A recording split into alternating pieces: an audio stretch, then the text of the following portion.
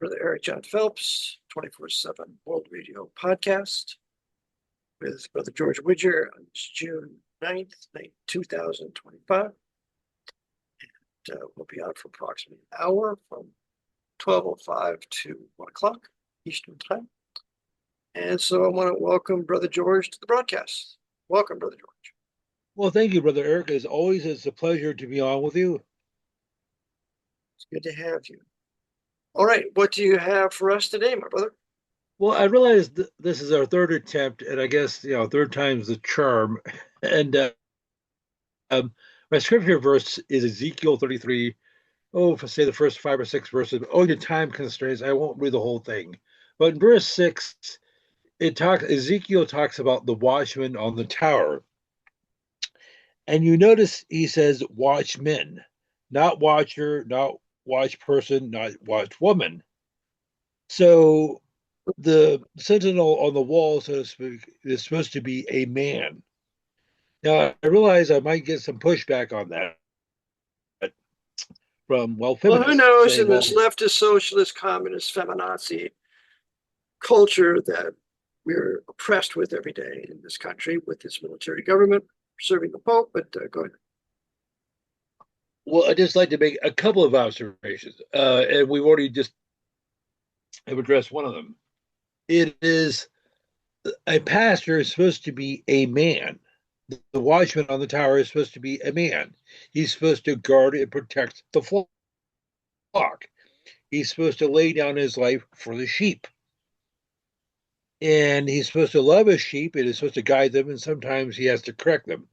He has to go through their fur, pick out bugs and things like that, and make sure that wolves don't attack them.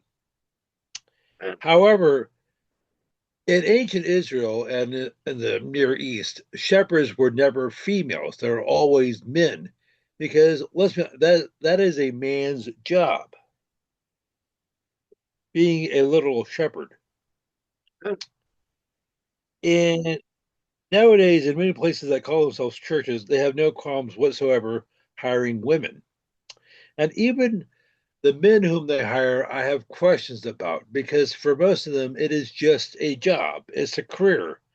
When they hire them, they get a benefits package. They have, so many days off per year, and they can get a retirement package such as a 401k or something like that. So it's just another job. Well, I became a pastor because I decided not to be an accountant or a lawyer or something like that.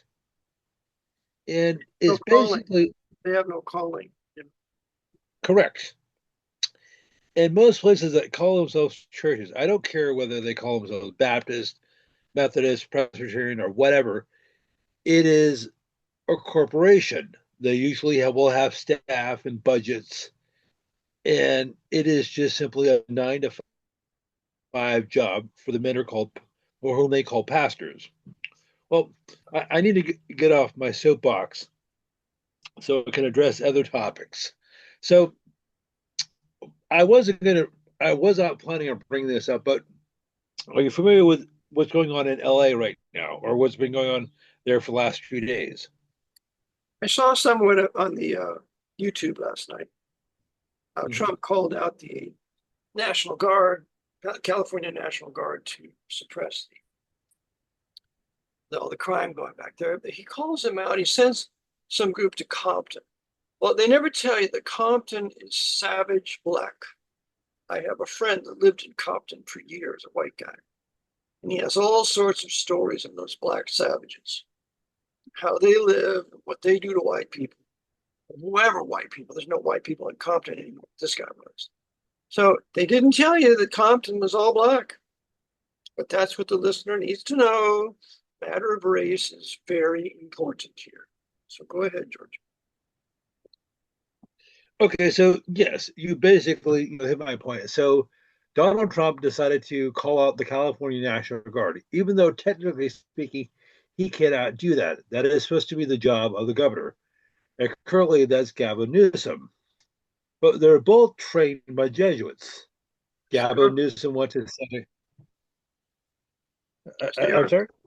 Yes, they are. Remember that Newsom doesn't do anything That good Catholic serving the Pope doesn't do anything to facilitate more anarchy, so that Newsom is the one that will facilitate the further building of his Jesuit coadjutor, Donald Trump.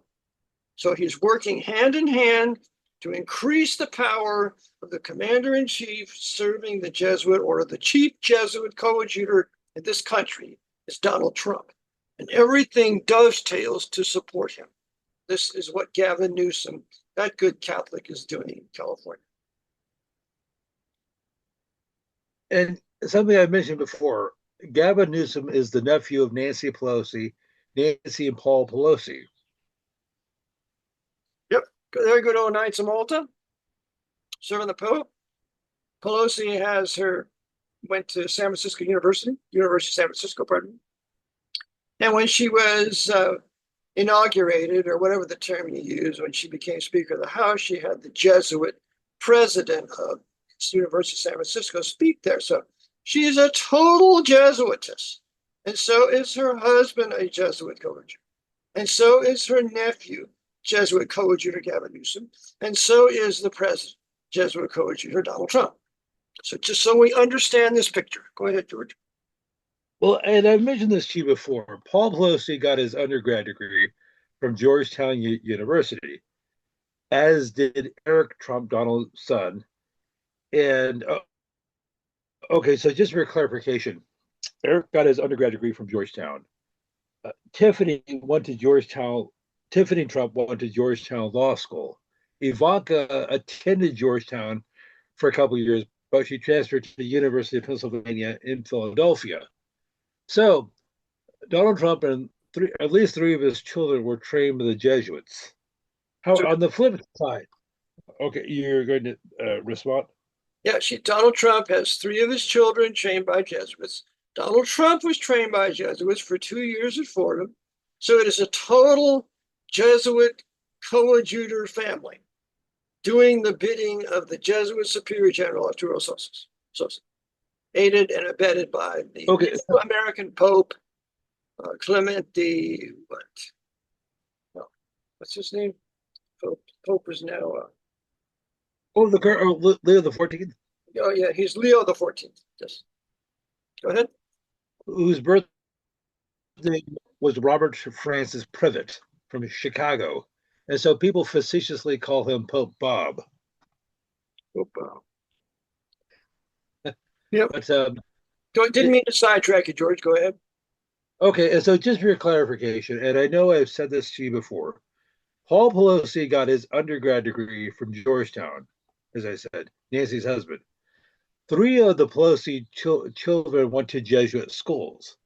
Anastasia went to Georgetown. Christina went to Loyola Marymount, Los Angeles. And Paul Jr., or Paulie, also went to Georgetown. So even though openly or publicly, they trash talk each other, they're all on the same team. Correct. This is how an army works. When armies at the top are working together, but down on the foot soldier level, they seem like they're opposing each other. It's exactly how the news media works. Fox News versus MSNBC. At the top, the men who control both of those news empires work together, taking orders from the Pope and his Jesuits. Okay, so so you had this situation in Los Angeles, which seems to be a bit disturbing. And I was listening to some commentators who are saying that what Donald Trump did over the weekend was, technically speaking, illegal because it's a usurpation of the Posse Comitatus Act, I believe it was 1868, which basically states the U.S. military cannot be used domestically for law enforcement purposes. That was in response to the then recently concluded war between the states. But I want to clarify something here, George. That yes. is 1868. That is when we had civilian government. Civilian government under the 14th Amendment that was national was from 1868 to 1933. Now, under this state of national banking emergency and state of war, Since March 9th, 1933, everything has changed because it's a military governing under the doctrine of necessity and obeying the rules of land warfare. And so, because under the necessity of the criminality going on in Los Angeles, and because it's under the laws of land warfare, Trump can do this under the doctrine of necessity. So it is not illegal. Go ahead. Okay, and most people would actually agree with him. Said, yeah, it's about time he did something like this. And that's what Gavin Newsom was instructed to do. Don't do anything, Gavin. Just wait for it to get so bad that our man Trump has to intervene. That's exactly what happened. This is all orchestrated very carefully. So anyhow, so it'd be interesting to. I'm going to be interesting to see how this plays out, as to whether they're going to expand this into other locales, such as Chicago or New York or wherever. Do you see that happening? Absolutely. Absolutely. That's why they facilitated all this black on white crime. The majority savage blacks, as opposed to the minority civil blacks, are committing all this black on white crime, black on black crime every day that justifies the imposition under the doctrine of necessity, bringing in federal troops to these cities. And I'll tell you one more thing, George. All they got to do is the Jesuits, with their Centers for Disease Control, they can just break out some of their bubonic plague that they have grown at the CDCs, release the bubonic plague in the places where we have these tent cities, and the plague starts to break out, just as that TV host, psychologist, what's his name, Dr. Drew. Dr. Drew started talking about the plague breaking out in this place. And once the plague breaks out, then they can order the military to come in with all their protective equipment and round these people up and send them to the camps, and everyone will say, hip, hip, hooray. That is another thing I'm totally convinced they're going to do, because they said they were going to do this in one of their movies. Okay, do you recall which one it was? I think it was Outbreak. I think that was the movie. Oh, okay, I'll need to go look into that. So anyhow, I just wanted to bring up today to some other events that are going on in this country. That well, I didn't know this, but this doesn't really pertain to what we're talking about. But Monroe Nichols the Fourth is the current governor of Tulsa, Oklahoma. He was born on the 24th of September, 1983. He is the 44th. Is he black? Is he black or is he white? He's black, and Thank you. He's the first black to hold that position. Okay. Now he's in his early 40s. He's 41. He's never been married, but he has at least one child. Now, I don't mean to cast aspersions about him. And well, that's typical for most black males. They have children out of wedlock all the time. That's why, what is it? That's why they grow up without fathers, and it's not because of racism and prejudice they have a problem. It's because they have no fathers, as the Black Larry Elder has so rightfully said. Go ahead. Well, anyhow, so Monroe Nichols is, as I said, the current current mayor of Tulsa, Oklahoma. Now, even though he professes to be a Baptist, he actually went to a Catholic high school. He went to Bishop Louis Riker High School in Waco, Texas. And Nichols has been the governor mayor there since last year. I'm sure he'd like to be governor of Oklahoma one day. But anyhow, he, as I said, I guess the city council of Tulsa, I guess, decided to pass a reparations bill for the victims of the Tulsa race riot back in 1921, so 104 years ago. So the city of Tulsa has decided to allocate over $100 million for descendants of victims of the Tulsa race riot. Now, we talked about that 4 years ago, Oh, that's back in great. That's right. But 2021. my question is, when they're going to pass a reparations act for white people that have been robbed, raped, pillaged, and murdered for the last 80 years or so? Are we going to get reparations too?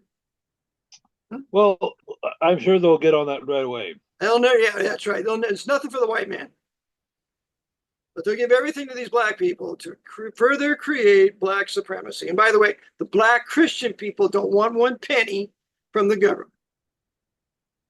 Go ahead. Yes. So I'm glad they're dealing with this, 100 years after the fact.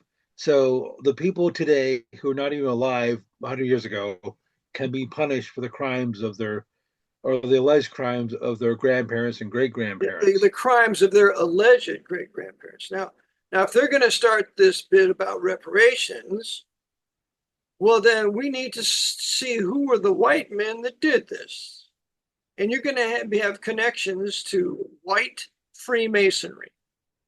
So it would not be out of order to say, well, the ones that are going to put forth the reparations are going to be the Masonic lodges. The Masonic lodges, they can pay reparations to these blacks, and see how the Masons will enjoy that. Because that was an entirely white Masonic operation, and they were attacking, for the most part, black Baptists, black Christian people.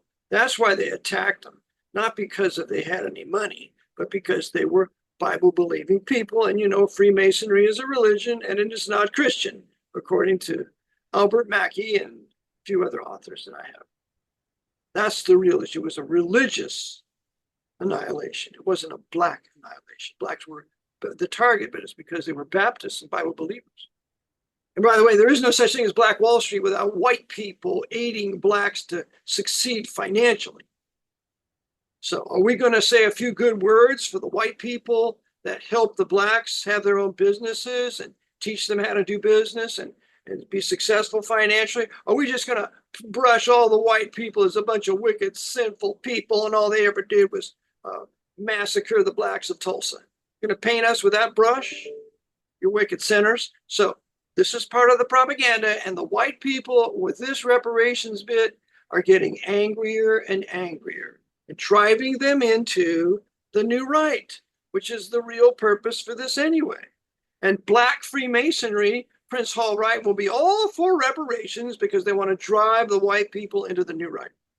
It's going to result in the death of millions of American blacks. Go ahead, brother. Well, and of course, something we discussed 4 years ago was you basically had Scottish Rite Freemasonry who are controlling the whites, mostly apostate Baptists and others, and who are working with the Prince Hall blacks to help orchestrate this event.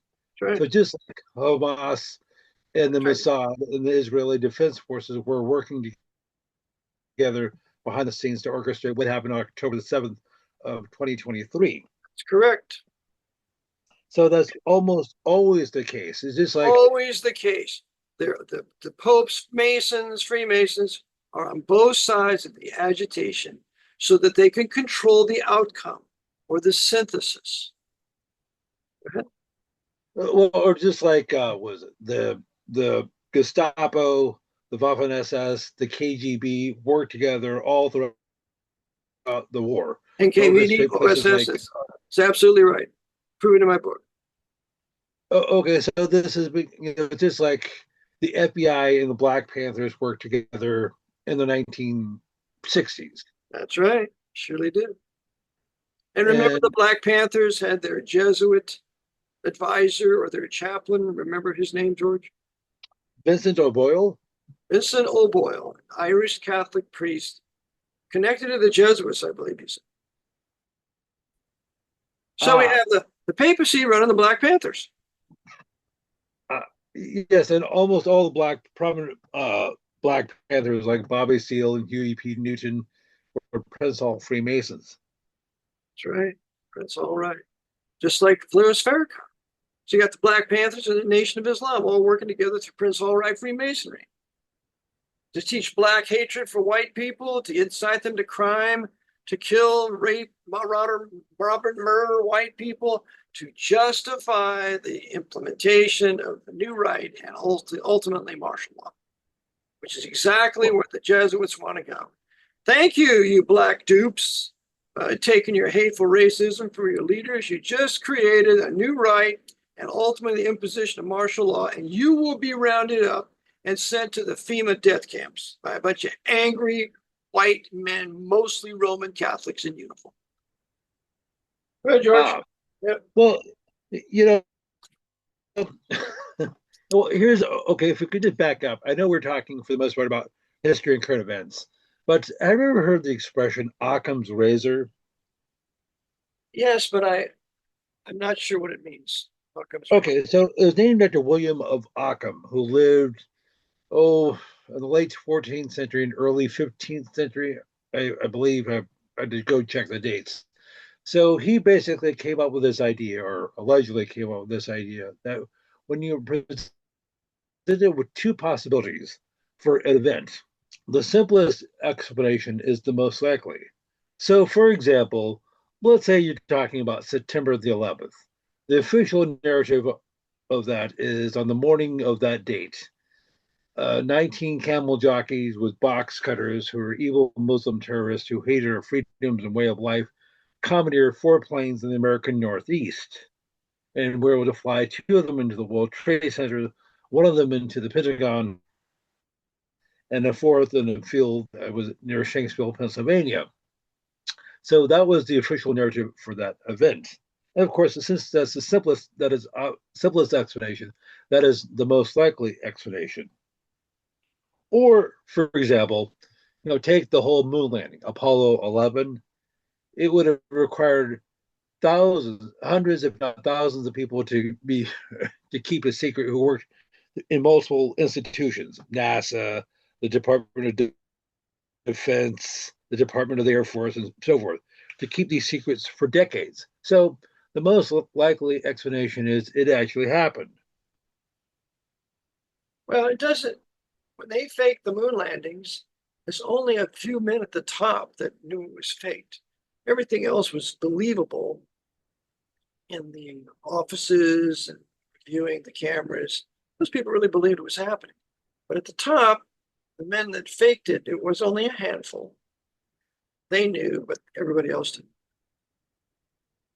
Oh, there's one glaring detail I forgot about William of Ockham. He was a Franciscan priest. And I know he wasn't a Jesuit because they, technically speaking, didn't exist at the time. So we basically had this monk from 600 years ago who's basically dictating our reality to us. Yep, makes sense. And that was in the 1400s? Well, yes. So what exactly? Okay, I don't have an exact birthday because they don't know when he was born, and I'm just looking up Occam's razor. So that is how. Okay, yeah, I first heard this expression decades ago, but it's become popular in recent years, and it's basically to shut down any sort of dissenting view. They'll use this. Oh, gee, George, you question whether COVID is real. Well, how do you know the virus hasn't been isolated? Are you a virologist? Are you an epidemiologist? Oh, where'd you get your degree in biology? Yeah, Well, well, then you answer them with an authority. Say, well, I don't have one, but Dr. Tom Cowan does. And Dr. What's his name? Andrew Kaufman, he does. So why don't you consult those two guys and talk with them about viruses and whether there's really a coronavirus? Now, they can speak for me. I will accept their authority. Go ahead. See, cite some authorities that they have to consult when they attack you because you're not an authority on that topic. oh, and of course, something that they'll bring up about somebody who we've discussed before, Kerry Mullis, who said on at least two occasions he never designed the PCR to diagnose any sort of uh, or identify a virus. And they said, well, Kerry may have been brilliant on some things, but he should have stayed in his lanes because he wasn't qualified to talk about HIV. Yeah, well, He said he'd debate Fauci any day of the week. And it wasn't long after that he was pushing up daisies. So, Oh, do you mean on August the 7th, 2019, the same date in history the Jesuits were officially reestablished? okay. Yeah. All right. Yep. That's when he was killed. Well, no, he wasn't killed. He just died in. Well, I mean, he was a. Oh, okay, he was a flawed man. Married Anyway, several he died a times. little coincidental death after he openly challenged Jesuit Anthony Fauci to a debate, which Fauci refused to join. And the only way you handle someone that you can't defeat them in debate is you get rid of them, just like they did with Robert Mendelsohn, who challenged anybody to debate with regards. No one would show up to debate him because he would defeat them every time. He managed to die in good health at the age of 63. Ah, well, okay, so this is William Aachen. He was born around about the year 1287, and he died on the 9th or 10th of 1347. So he was about 6 years old when he died, and he was a Franciscan friar, and he's the one who's coined the expression, or I guess accredited with coming out with the Occam's razor. Now, it's not intrinsically wrong to cite this, but this is how they'll, I guess, shut down any sort of dissenting speech. They said, well, how dare you question the official narrative on anything? Yeah. 9/11, How the you moon. dare me, and how dare you deny my right to do so? How about that? You got to hand it right back to him, tit for tat. You got to Uh, fight with uh, these people. Right? You meet the enemies in the gate. How dare you try to intimidate me exercising my freedom of conscience to question what you said? It's the strength of white Anglo-Saxon Protestant okay, Western civilization. This isn't a Catholic civilization where they do what you're told, boy. It's historically Protestant and Baptist, Calvinistic. They're constantly questioning the authority as to whether or not what was told was the truth or not. ah, and and of course, whatever, something we've discussed before. This has been a major issue over the last, say, 10 years or so on social media, 10, 12 years. After Sandy Hook, that YouTube began rolling out these draconian policies, is you cannot question as to whether that actually even happened, whether Adam Lanza was responsible for it, and you cannot question any other mass shooting since then. So that was the That's case. why they kicked me off Patreon. That's why I was kicked off Patreon. That's why I've been kicked off YouTube 8 or 9 times. Yeah, you can't question their God ordained people overseeing authority. How dare you question it, you heretic? And that's the kind of hatred they have for us. Okay, so let me just mention a couple simple facts. And I know I've done this before, but do you mind if I give you a quick review? Please do, George. Okay, which took place on, was it December the 14th, 2012. The governor of Connecticut was Daniel Malloy. And Malloy got his undergrad and law degrees from Boston College. Boston sounds like a good Irish Catholic. Another good Catholic from the Ireland, the Emerald Isle of Ireland. And then you top that off with a Jesuit brainwashed education, and you got a real mean machine working for you as your weaponry in your empire of world government under the Pope. Go ahead. Okay, so just going back a little bit further than that, was it April the 19th was the Oklahoma City bombing, so that was just over 30 years ago. The governor of Oklahoma at the time was Frank Keating, and he got his undergrad degree from Georgetown University. Cheating. Yep. So there's another Jesuit hand in the Oklahoma City bombing, which of course it was Timothy McVeigh who did it. And it was a fertilizer bomb that blew off the face of that reinforced concrete rebar building there, blowing all the ingredients, all the pastes out of away from the building and not inside the building. But it was a fertilizer bomb from that Timothy McVeigh. Just keep telling the lie over and over again, and the poor little sheeple will believe it because we have to go to work and pay our mortgage and our car payment. Okay, And I think I've mentioned this to you before. Well, now Timothy McVeigh he was a good Irish Catholic, and he was a part of he'd been a member of the Society of St. Mary's, I believe, in Kansas. Also, he'd been in the army. He was in Desert Storm, and among other things, he was General H. Norman Schwarzkopf's personal driver Yeah, that's for. huge. Schwarzkopf's personal driver. You know, to be that, you had to go under a serious background check.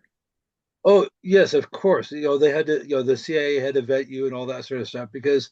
Because one more thing. Schwarzkopf refused to win the war in Iraq. Well, do you mind if I make a clarification? Yeah. I mean, I don't want. Well, he was ordered not to win.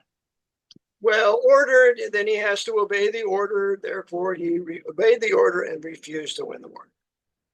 So more high-level treason by American generals. Yes, because had he got into Iraq, he might have accidentally had a plane crash or a heart attack or something like that. Yeah, well, we got to eliminate all those Shia, and we got to eliminate the Bible-believing Christians in Iraq. So we got to get rid of all those people. So it's a war of annihilation. So we can't win it. We can't. So we're going to draw it out for all sorts for 20 years or so. Go ahead, George. And of course, they'd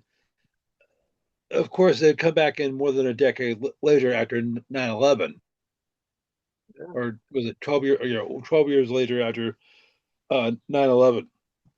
So anyhow, but by the way, they were this happened a week ago. So I guess on June the 2nd, there was, I guess, some sort of protest or rally in Boulder, Colorado, which is a suburb of Denver. And I guess Now, it wasn't. remember for all the listeners, Colorado has been completely taken over. Their military government is completely taken over by the left-wing socialist communist libtards. They're doing their darndest to get rid of guns out there. I have a friend who has to close down his gun store, and they're doing everything they can to make Colorado made like China. So they ruined the place and destroyed the white manhood in Colorado. I know a guy in Ouray there had a gun shop, got a good club there. You can't make any profits. You can't do any more selling guns there. So that's because of the policies of their nice little socialist communist governor, who's a woman, I believe. God deliver us from women rulers. They're always tyrants. Go ahead, George. Or pushovers. Or pushovers. And okay, I so there's a protest, a rally where some people who are protesting in favor of Israel, what's going on in Gaza, and I'm not going to broach that. So apparently, some Muslim threw a Molotov cocktail at them. He didn't kill or injure anybody, and I say allegedly because I'm not sure if this actually happened. And where was this, George? Boulder, Boulder, Colorado. outside of Well, if there Denver. was somebody throwing a Molotov cocktail at somebody, the white men who live in that particular town should all be armed and pull their guns and shoot them dead. And then call the cops and the coroner to come take it away. And the prosecutor better never bring a charge against those people that shot that savage, or they will get charged with a conspiracy to murder. Yeah, so you got to get these prosecutors too. They're criminals, they're commies, and they want to prosecute you for doing the right thing. Go ahead, George. Okay, so I decided to take a look at who runs the Boulder Police Department, and you could probably figure this out, but I just thought I would give you some receipts. So Darren Flaudung, that's his name, Fladung, Flaudung, is, I guess, the third watch commander, because I guess Boulder is broken up into 5 different districts.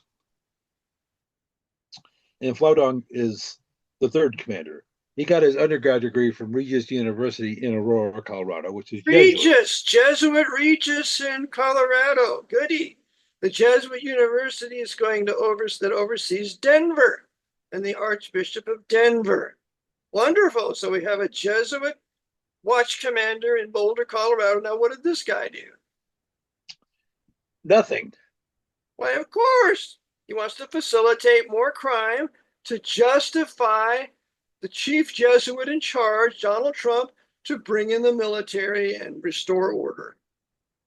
Okay, so however, in the deputy chief of police is Ron Gossage, Gossage.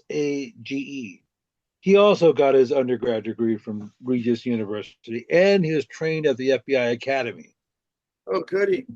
in Quantico, Virginia. Because the Jesuits run the FBI Academy. They're Correct. agents running. Yeah.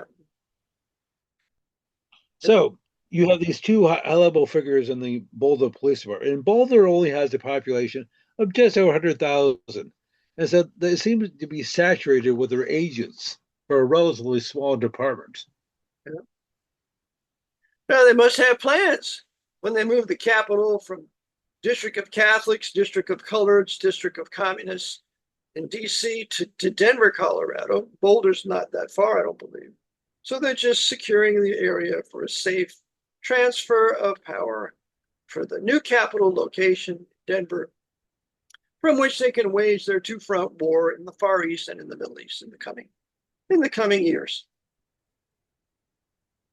Yes, and so anyhow, as I was saying, I have my notes here. So, I'm not sure if this firebombing attack or this Molotov cocktail attack even took place. It almost doesn't matter. It's only if people think it took place. Well, you can't trust the press. You're gonna have to validate with the press, unless there's pictures. Still, you gotta believe nothing what you hear and half of what you see. If there's pictures showing the Molotov cocktail being thrown and it's blowing up something or catching fire, then that's hopefully it's the truth. But that's why local government and local police are to handle these matters. So you live in Pennsylvania and I live in California. Yeah, so So I really don't care what goes on in Denver and Colorado. I just care what goes on in Pennsylvania or LA. or LA. I mean, that's another country. Go ahead. Savage Black LA and Savage Hispanic LA. That's the problem of those people out there. That's not my problem. Yes, indeed. And so, by the way, so I just changing gears somewhat. Do you know who Mark Elias is? For his name, but I don't know who he is. No. Well, I guess he's a lawyer and he's brought a number of lawsuits against Donald Trump, and he was part of going back to at least 2004. Been involved with every Democrat presidential campaign: John Kerry, Barack Obama, Joe Biden, Kamala. I guess Hillary back. Prince Hall, right? Barack Obama working for the Pope. Joe Biden out of Columbus working for the Pope. Who was the other one you mentioned? John Kerry, Skull and Bones working for the Pope. We're all a bunch of papal pimps and whores. But go ahead. Okay, not to put too fine of a point on this, but what? Okay, his name is Mark Elias. So what? Okay, what religion do you think he is? Well, I'll guess that he's a Roman. There's a good Catholic, not just a Catholic, but a good Catholic. If there's Well, anything other than a good Catholic, go ahead. well, sorry to say he's actually Jewish. Oh, Jewish. Okay.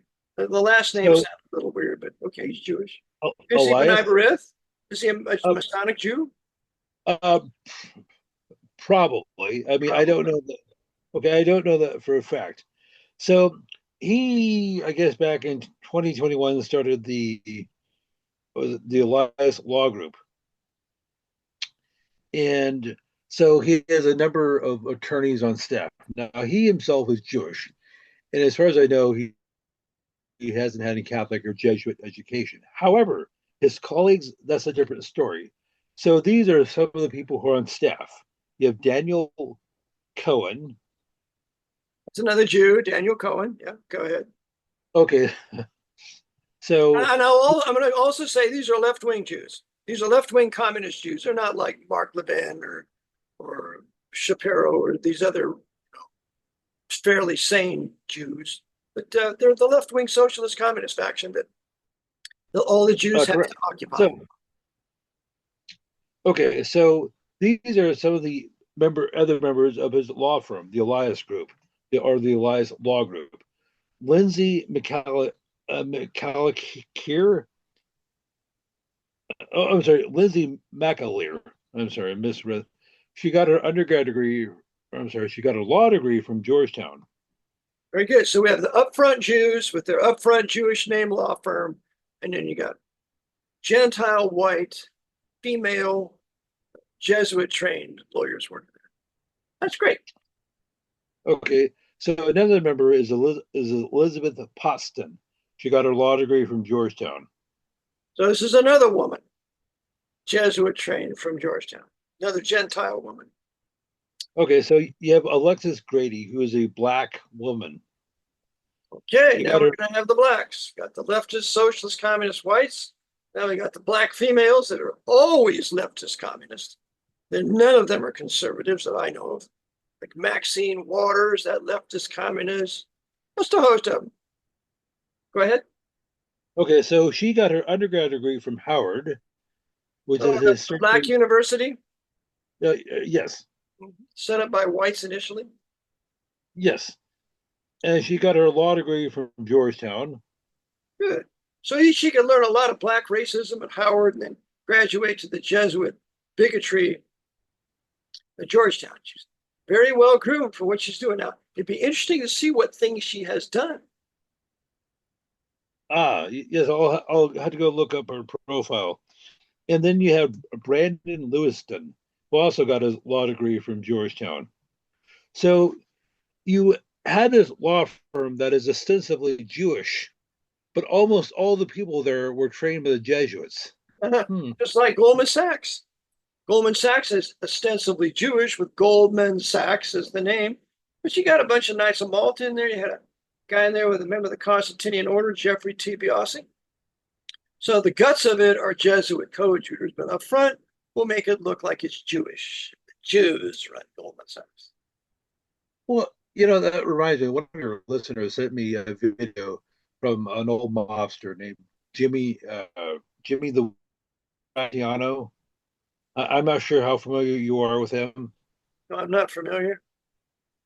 Well, he was, I guess he appeared in a couple different documentaries, and somebody showed me a clip from, I guess, something he'd done, I guess, during the 1980s.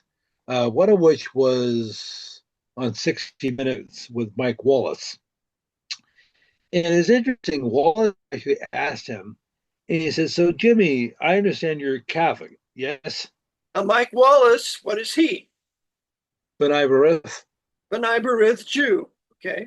Leftist, CFR." socialist, communist, supposedly very paternal and caring, like Wallace with his offspring, Chris Wallace. That is another really liberal Jew, even though he was with Fox News for many years. I don't know where he is now, but go ahead. Well, of course, Mike Wallace, and by the way, that's not his real name. Is Myron Wallace. Michael was not part of his name. But anyhow, he was Office of Navy Intelligence for Mike TS. Wallace was Office of Navy Intelligence. Oh, O&I? Okay. yeah, yes, that was how he got his break with CBS. Well, Sure. initially with CBS Radio and later television. Sure. Because once O&I, always O&I. So we learned from Okay. the Kennedy assassination. JFK with Oliver Stone. Once O&I, always O&I. Okay. So, well, here's an interesting factor. So, Jimmy the Weasel Fratiano did a number of interviews, one of which, as I said, was with Mike Wallace on 60 Minutes. And Mike said, "So, Jimmy, I understand you're a Roman Catholic." He said, "Yes, very devout." "Oh, could you elaborate?" I said, "Well, I go to Mass every Sunday. I've had all the rites. My brother was a priest. I guess he had died by then." And he said, "Well, do you have any qualms about what you do and what you've been doing for decades?" "No. Business is business, and going to Mass is going to Mass." Oh, Yeah, you must oh, separate your religion from your morality or your immorality. That's typical Catholic doctrine. and okay, so then he asked him, actually, it wasn't Wallace, it was actually a British journalist um, from BBC or one of the outlets over there. And he said, well, what is your attitude towards Jews? Well, we need them. Really? How so? They manage our books for us. Is that what he said? Yes. Well, that's right. Well, just remember that Lucky Luciano, his bookkeeper was Meyer Lansky. But Meyer Lansky had no voting power because he wasn't of the Sicilian race. But yeah, that's right. They always use Jews for their bookkeeping and business abilities because there's no one better than the Jews at that. It's in their genes. But as far as them running anything, there's no way. Mafia is run by the Archbishop of Palermo, subject to the Pope. So I was surprised, he was, that candid. But sometimes, people, we to what they call tell the truth. Yep. If it, suits their purposes or they, don't get in trouble. And, you know, this is something people have a hard time grasping. And I even had a hard time grasping. Organized crime is, for the most part, Catholic and Masonic. Now, Correct. you may have people in non-Catholic countries such as in Japan. They are historically Buddhist or whatever, but almost all organized crime is run by the Catholic Church or their affiliates. All of it is. All of it's run by the Jesuit papacy through their agents, through their Masonic agents. That's why it's organized. They're not having wars between each other. It's organized. They have their turf and they take their profits, but they are not fighting with each other because it's bad for business, and the papacy runs it. Whether it's the Japanese Yakuza, or the Sicilian Mafia here, or the Chinese, what are they called? The Talons or the Tongs? The Tongs, yes. I mean, like the Chinese in Chinatown in San Francisco. The top Chinese leaders there are run by the Archbishop of San Francisco, the Jesuits at the University of San Francisco. And those top Chinese leaders are Masonic and subject to them. Well, okay, so I just had a question for you. I realize we're coming up to the top of the hour, but, Yeah, but we got about 5 minutes, George, so go ahead. Okay, so quick question for you. This has to do with, okay, would it be safe to say, since at least no later than the 1940s, organized crime, specifically the mafia, is just basically another division of military intelligence? Well, that's correct. When we read books like Double Cross with Sam Giancana Jr. having written the book, and he tells that his uncle Sam Giancana Sr. Went up to him and said, "We with the CIA whacked JFK." So right there in the book shows that the mafia worked together with the CIA in the Kennedy assassination. But you see the very same thing in the book about On the Trail of the Assassins with Jim Garrison. So got mafia connections with men like David Ferry, trained by Jesuits for several years in a Jesuit novitiate. And he is CIA with Clay Shaw, and also running guns and other things for the mafia dons from Florida to Cuba. So absolutely, it's unquestioned that there's a mafia. I mean, you have Albert Vincent Carone and his daughter. I believe his daughter's name was Desiree. She was interviewed years ago, and she said that the mafia and the CIA worked together from my father, Albert Vincent Carone, and William J. Casey. It's obvious, and nothing changes. Go ahead. Okay, so I had a question for you. So one of the things you bring up Vatican assassins and have brought up numerous times over the years is one of the purposes for prohibition during the 1920s was to help basically consolidate and organize crime in America through the Sicilian mafia. So will that be a fair assessment? The one who organized the Sicilian mafia in the U.S. was after the war between the states when the Jesuits were bringing all these millions of Italian Roman Catholics. And the ones that set up organized crime, the major family was the Colonna family. Colonna. They ran it, and they still run it today for the most part. They're the giga quadrillionaires, one of the 10 or 15 wealthiest families in the world. Go ahead, George. Okay, so however, it seems as if that after the consolidation happened, everything was pretty much standardized. However, you seem to have some dissenters in the U.S., specifically the Irish Mafia in northeastern Ohio, Cleveland. And okay, this is speculation on my part. Do you know who Danny Green was? No. Okay, so he was an Irish mobster in Cleveland back in the 1970s. And he was a good Catholic boy, as you might glean from his name. He went to St. Ignatius High School in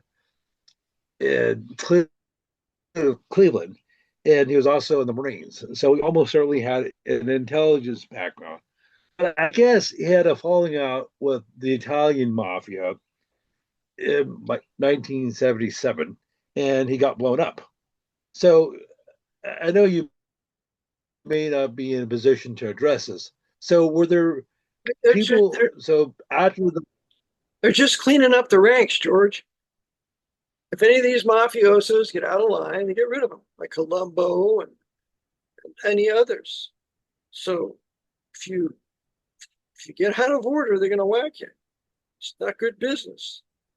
But the mafia is always stronger after they carry out their calculated assassinations by eliminating any disobedient soldier.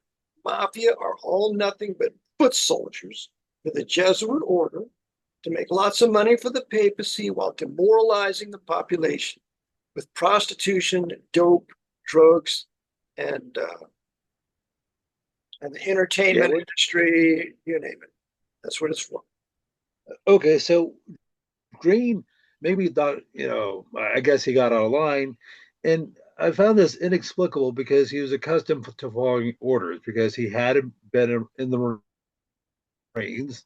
He went to a Jesuit high school. And so I guess maybe he thought he was in charge. Who knows? Might have been like Kennedy, thought he was the president. Or it might have been like Pope John Paul I. He thought he was the Pope. So whenever you start thinking outside the Jesuit box, I mean, they're going to rein you in or kill you. Or they, just like the aforementioned Kerry Mullis, he actually thought he was a scientist. He thought he had the freedom of speech to tell the truth. Bye-bye, Kerry. Or was it Webb? Was it Gary Webb? Gary Webb of Darker Language. Danny Casolaro, when he writing a book about the network involving George Herbert Walker Bush, a bunch of high knights of Malta. They got rid of Danny Casolaro, viciously murdered him in a bathtub in a hotel, I think in West Virginia. It's a special on Netflix you can watch about that called American Conspiracies, and then the subtitle is The Octopus. The Octopus Murders. Or very example, there have been numerous examples. Larry McDonald, he thought he was a congressman from Georgia. He's going to blame Council on Foreign Relations, helping build Russia, Red China. Well, you can't be on TV and say that, especially with Pat Buchanan, the Knight of Malta, the other knight that was with him on that interview. And CIA. Yeah, I forget what his name was. You're going to do that. We're going to put you on an airplane for Korea and have a MiG shoot it down. Because Russian intelligence and American intelligence work together. I think we were referring to Tom Braden. Tom Braden, that's exactly right. Another night of Malta. Tom Braden and Larry McDonald ganged up. Tom Braden and Pat Buchanan, both brother knights, both good Catholics, ganged up on Larry McDonald, who was a Baptist. And of course, Braden was a protege of William Donovan. Yep, Tom Braden was a good altar boy for William Donovan, that Jesuit Coadjutor. And the classic book on him is called The Last Hero. And I think it was written by, I have it on my shelf over here. Last Hero by, he also wrote a book called C. on Mackenzie, the head of British intelligence. But yeah, Leo J. And there's a book of him, and there's a picture of Donovan in that book where he's getting the Order of Saint Sylvester in the Vatican. That would have been in 1944, if I'm not mistaken.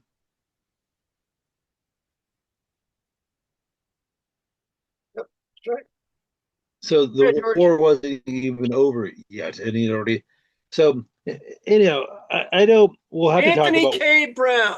Anthony K. Brown was the author of the Last Hero, and also C. Sir Stuart Menzies, the head of the British MI6, I believe. Anthony K. Brown, a very prolific writer on the intelligence communities. Go ahead. Oh, okay. So we're, I guess, is the top of the hour. Is about 1 o'clock Eastern. Yep. Time to end it. So, So, George, you want to give your contact information? so if people have any questions, comments, concerns, critiques, please email me at georgewidger1969 at gmail.com. If people would like me to cover a topic, go over it again. If they like me to explain something, also just tell me a little bit about yourself, where you're writing from, how long you've been listening, if there's any sort of information you'd like to share. And please, if you have any information about any topic, please send it to me. Even if you think I know about it, please send it to me, because who knows, maybe I don't know about it, or maybe it's something I've never heard before. And we always learn from our listeners too. So that's important to remember. So, all right, Brother George, thanks so much for that. And Brother Eric John Phelps, 24/7 radio podcast today with Brother George Widger on this June the 9th, 2025 from Newtown, Pennsylvania. Please send your gifts to RBT, P.O. Box 306, Newtown, Pennsylvania, 17073. Or you can send by Cash App at #at Eric, ERIC, John, JON, Phelps, PHELPS. Send something to Cash App there, which I really appreciate. Or you can send it to rbpbdonate at Comcast.net if you want to give it through PayPal. So, or you can go to my website, 24/7 World Radio, and give through the website there. My Vatican Assassins website is down as of today. One of my supporters told me about it earlier, so I got to figure out what the problem is there. But just go to my 24/7 World Radio and give your gifts. Do that. So, all right, until we meet again, may the Lord bless you as you do his will according to his word, the AB 1611 Reformation. Fair enough.